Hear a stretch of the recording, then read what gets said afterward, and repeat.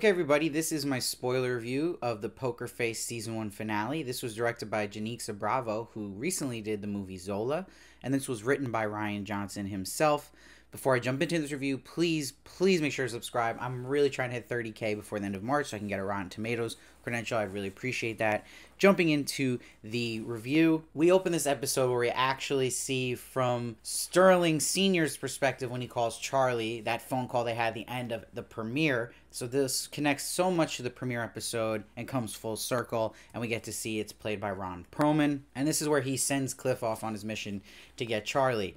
What I like seeing was this quick montage of Cliff finding Charlie, and this all taking over just about over a year. And I like we got to see him at locations we didn't get to see him in those specific episodes, so it kind of filled in what was Cliff doing during all this, so I appreciated that. And I like they made sense of the last episode, how he found Charlie, and that he would just see that the person who was supposed to be Charlie Cale was Morty, and just connect the dots that the Jane Doe would be the actual Charlie. But you see Cliff waited for 2 months for Charlie to come out of this hospital by orders of Sterling. And Cliff, what I like about his character, they showed that he's very inspired by TV, and that even the decision to have her ride in the trunk or in the front was from an episode of TV he was watching in the hotel the night before.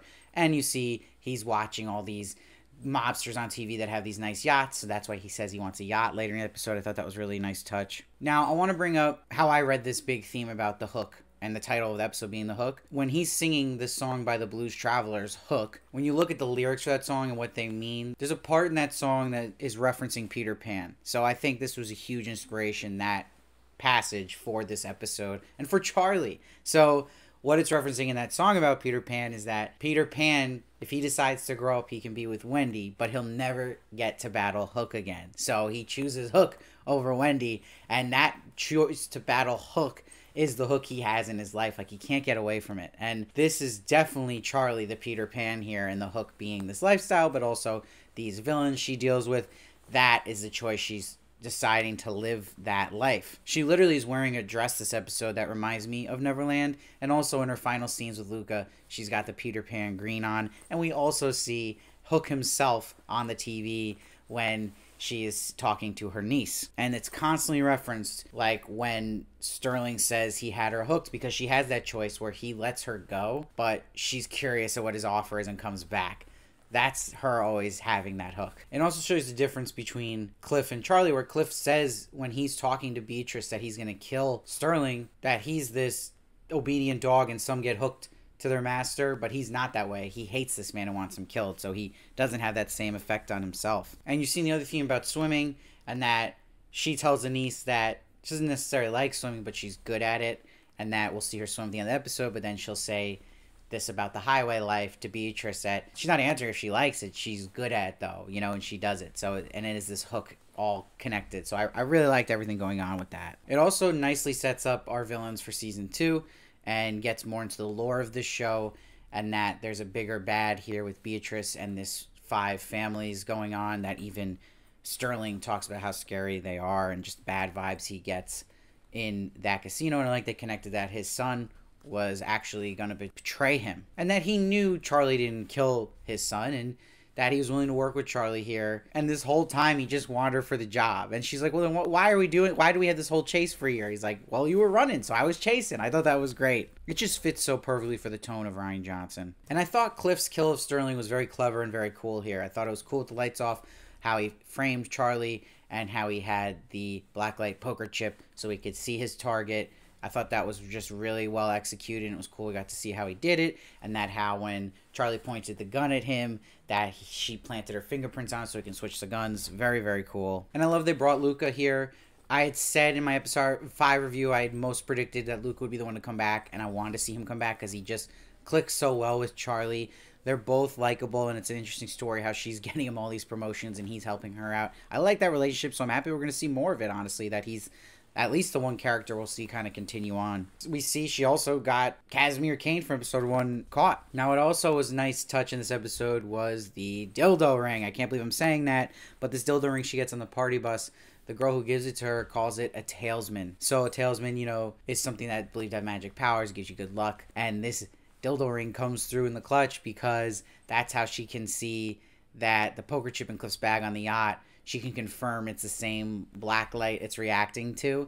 And also, she punches Cliff in the face with this dildo ring, and it really knocks him out. So it was just awesome how that came full circle, and it gives a great hysterical moment that her niece finds it in the doll and thinks it's a hair roller. We also get to see this home life of Charlie with her sister, meaning her estranged sister, Emily. And that we learn that the dad would take them on the boat and make them swim back to shore. So there's definitely some crazy trauma with the father here. And you see how bad their relationship is. And Emily's like, there's a world where we talk about dad, what you did, what you ruined with your truth stuff. But that's not the life you chose. So it's all interesting. We're going to finally eventually figure this out with Charlie. It's a nice little teaser for that. And she's like, someday you're going to have to admit you chose it. She says, though, you got a good heart. You choose to spend it on strangers and breeze on down the highway. I bet you do some good, people who need someone like you. But us, we're doing just fine. Ouch. But she does give her that comment. She knows she does good, Charlie, and that she probably uses this truth skill for good, but she's using it on strangers and not with her intimate family here. That's the rift between the two of them and whatever happened with her and her dad.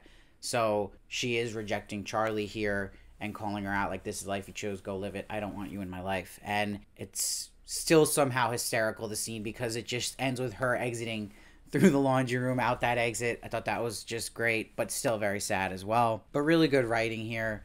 And I like that it's just adding to Charlie's character, and we're slowly learning, because it is a mystery of the week show and a whodunit.